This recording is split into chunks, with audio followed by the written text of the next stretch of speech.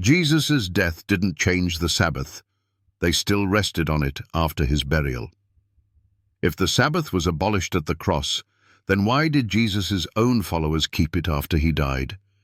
If the crucifixion changed the law, if the resurrection made Sunday holy, then why does the Bible say, plain as day, that after Jesus was buried, they rested the Sabbath day according to the commandment? Luke 23:56 is not a footnote. It's a final nail in the coffin of every argument that dares say the Sabbath ended at Calvary. The death of Jesus was the most earth-shattering event in history. The veil in the temple tore, the earth quaked, the sun went dark.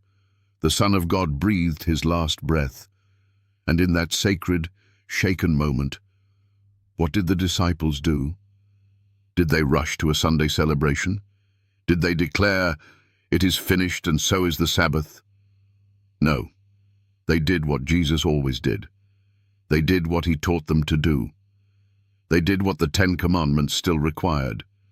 They rested on the 7th day. The crucifixion happened on a Friday. The Bible calls it the preparation day.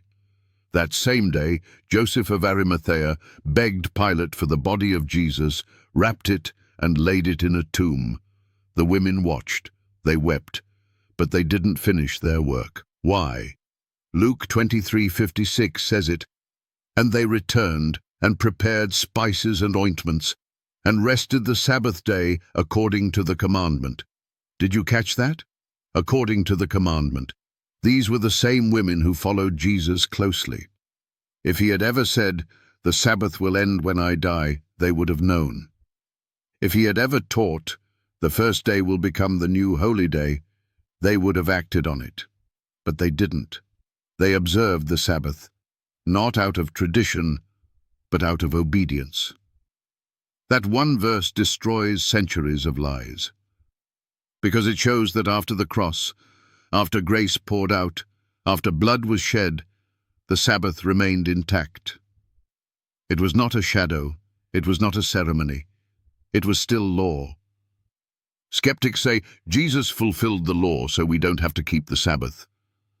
But fulfilling doesn't mean abolishing. Jesus fulfilled prophecy too. Does that mean prophecy no longer matters? Jesus fulfilled righteousness. Does that mean righteousness is irrelevant now? No. Fulfillment proves completion, not cancellation. Jesus didn't die to remove the law. He died because the law had been broken. And his perfect obedience, including Sabbath keeping, stands as our example. Now ask yourself, why would Jesus, who could have risen at any moment, choose to stay in the grave through the Sabbath? Why not rise Friday night? Why not rise Sabbath morning? Why wait until the first day of the week? Because even in death, the Lord of the Sabbath honored the 7th day.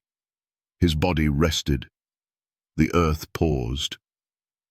And heaven bore witness that God's law had not changed. The resurrection is powerful. It confirms victory over death. But nowhere, let that sink in, nowhere does the resurrection transfer God's blessing and sanctification from the 7th day to the 1st. That is a human tradition, not divine command. You can search Genesis to Revelation.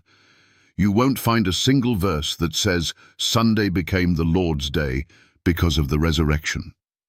Luke, writing years after these events, could have updated the account.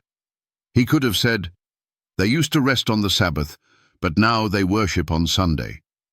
But he didn't. Why? Because truth doesn't change. God's commandments don't shift with culture or convenience. The Sabbath was not Jewish. It was creation-born. And Jesus' death only magnified its permanence. So, to every pastor, priest, imam, skeptic, and Sunday keeper, answer this.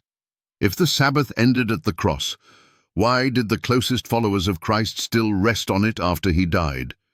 You can't erase it. You can't replace it. Because truth, like the Sabbath, still stands.